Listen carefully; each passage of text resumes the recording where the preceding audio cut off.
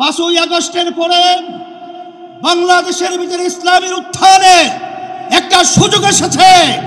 আমাদের নিজেদের পায়ে দাঁড় হয়ে কাদিয়ানীকে অমুসলিম ঘোষণা করব, সংসদের ভিতরে আইন পাস করব, কাদিয়ানী কাফের অমুসলিম ঘোষণা করলাম। এই সরকার হলো, আমি বলবো, একটা চমকের মতো সরকার।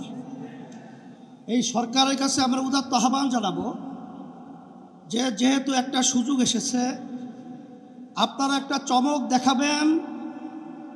আজকে কাদিয়ানীদেরকে অমুসলিম কাফের ঘোষণা করে সংসদে আইন পাশ করবেন, এটা আমাদের এই সরার উদ্যান থেকে আজকে দাবি থাকবে।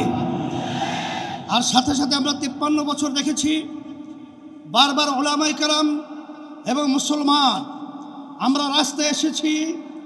বহু দেশের মধ্যে কাদিয়ানীদেরকে অমুসলিম ঘোষণা করা সরকারিভাবে রাষ্ট্রীয়ভাবে হয়েছে, কিন্তু আমরা তাদের থেকে বারবার আসার পরেও তাদের থেকে অমুসলিম ঘোষণা আমরা পাই নাই। আমরা দুঃখিত।